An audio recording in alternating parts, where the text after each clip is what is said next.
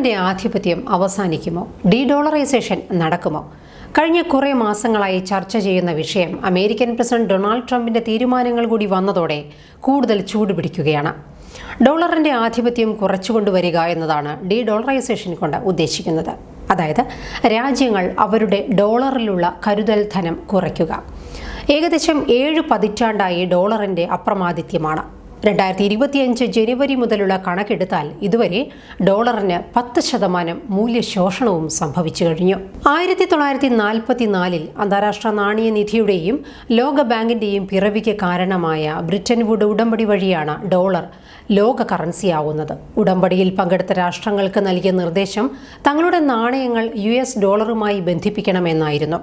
കൂടാതെ ഔൺസിന് $35 എന്ന നിരക്കിൽ ഡോളറിനെ സ്വർണവുമായി ബന്ധിപ്പിച്ച് രാജ്യങ്ങളുടെ സെൻട്രൽ ബാങ്കുകൾക്ക് ഡോളർ കൈമാറാനും ഈ ഉടമ്പടിയിൽ തീരുമാനമായി. ഇതോടെയാണ് അന്താരാഷ്ട്ര വിനിമയത്തിനുള്ള അടിസ്ഥാന കറൻസിയായി ഡോളർ മാറുന്നത്. ഏതാണ്ട് 65ലേറെ രാജ്യങ്ങൾ അവരുടെ കറൻസി ഡോളറുമായി ബന്ധിപ്പിച്ചിട്ടുണ്ട്.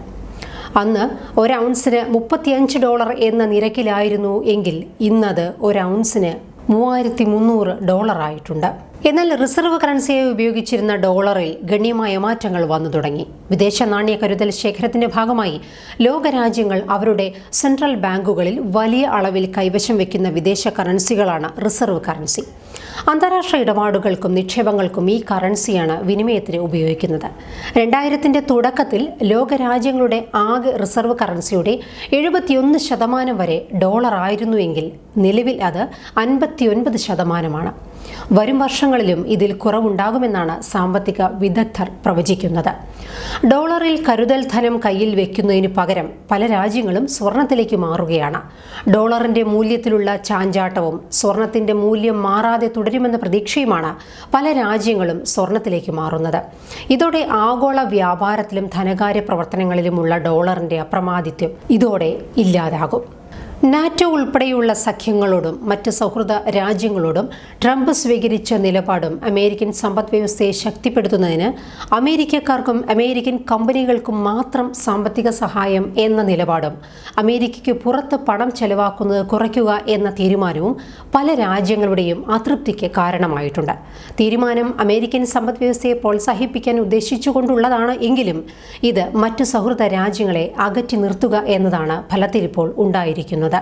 ആഗോള നിക്ഷേപത്തിന്റെ കാര്യത്തിൽ സുരക്ഷിതമായി കരുതിയിരുന്ന ഡോളറിന്മേലുള്ള ബോണ്ട് നിക്ഷേപം പിൻവലിച്ചതും വലിയ തിരിച്ചടിയായി. ചൈന അടുത്തിടെ 2270 കോടി ഡോളറിന്റെ ബോണ്ട് നിക്ഷേപമാണ് US നിന്നും പിൻവലിച്ചത്. ചൈനയ്ക്ക് പിന്നാലെ യൂറോപ്യൻ രാജ്യങ്ങളും ജപ്പാനുമെല്ലാം ഇതുപോലെ ബോണ്ട് നിക്ഷേപം പിൻവലിച്ചാൽ അത് അമേരിക്കയുടെ സാമ്പത്തിക നിലയെ സാരമായി ബാധിക്കും എന്നതിൽ തർക്കമില്ല. ഇതിനാൽ തന്നെയാണ് ചൈന ഒഴികെയുള്ള മറ്റ് രാജ്യങ്ങൾക്കെതിരായ ഉയർന്ന വ്യാപാര ചുങ്കം തൽക്കാലത്തേക്ക് ട്രംപ് മരവിപ്പിച്ചത്. ലോകത്തിലെ എല്ലാ രാജ്യങ്ങളും അവരുടെ വലിയൊരു തുക ഡോളറിൽ കരുതൽ ധനമായി നിക്ഷേപിക്കാൻ തുടങ്ങിയത് ഡോളറിലുള്ള വിശ്വാസം മൂലമാണ്. എന്നാൽ ഡൊണാൾഡ് ട്രംപിന്റെ പ്രവചനാതീത സ്വഭാവവും തീരുമാനങ്ങളും ഈ വിശ്വാസ്യതയ്ക്ക് കോട്ടം വരുത്തി. ലോകരാജ്യങ്ങൾക്ക് അമേരിക്കയിൽ സുരക്ഷിതമായ നിക്ഷേപം എന്ന വിശ്വാസം നഷ്ടപ്പെട്ടു തുടങ്ങിയിരിക്കുന്നു. ഇന്ത്യൻ രൂപയുടെ അന്താരാഷ്ട്രവൽക്കരണവും ഇവിടെ വളരെ പ്രസക്തമാണ്. 18 രാജ്യങ്ങളുമായാണ് അന്താരാഷ്ട്ര വ്യാപാരം രൂപയിൽ നടത്താൻ ഇന്ത്യ കരാറിൽ ഏർപ്പെട്ടിരിക്കുന്നത്. കൂടാതെ ബ്രിക്സ് രാജ്യങ്ങളെല്ലാം ഇപ്പോൾ അതാത് രാജ്യങ്ങളുടെ കറൻസിയിൽ ആണ് വ്യാപാരം നടത്തുന്നതും. ദൃഢമായ ബന്ധമുള്ള ഇന്ത്യയും UAEയും തമ്മിൽ എണ്ണ വ്യാപാരം നടത്തുന്നതും അതാത് കറൻസിയിലാണ്. ഇങ്ങനെ രാജ്യങ്ങൾ പുതിയ ട്രേഡിംഗ് ബ്ലോക്ക് ഉണ്ടാക്കുകയും ഇനി വ്യാപാരം ഡോളറിൽ വേണ്ട എന്ന് തീരുമാനിക്കുകയും ചെയ്താൽ അമേരിക്ക അവിടെയും ഒറ്റപ്പെടും.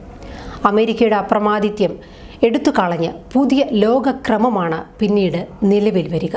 കാര്യങ്ങൾ ഇങ്ങനെയൊക്കെയാണെങ്കിലും അമേരിക്കയെ എഴുതിത്തള്ളാനാവില്ല. അമേരിക്കയെ വെല്ലുവിളിക്കാൻ തൽക്കാലം മറ്റ് രാജ്യങ്ങൾക്കുമാകില്ല. $19 ട്രില്യൺ ശക്തിയുള്ള ചൈനയ്ക്ക് മാത്രമാണ് അല്പമെങ്കിലും പിടിച്ചു നിൽക്കാനാവുക. അമേരിക്കയുടെ വ്യാപാര യുദ്ധത്തിൽ മാറ്റം വന്നാൽ വിട്ടുനിൽക്കുന്ന രാജ്യങ്ങൾ എല്ലാം തിരിച്ചെത്തും എന്നതിൽ യാതൊരു സംശയവും വേണ്ട. കാരണം ഇന്ന് ലോകത്ത് $29 ട്രില്യൺ സാമ്പത്തിക ശക്തിയുമായി ആഗോള നിയന്ത്രകൻ തന്നെയാണ് അമേരിക്ക.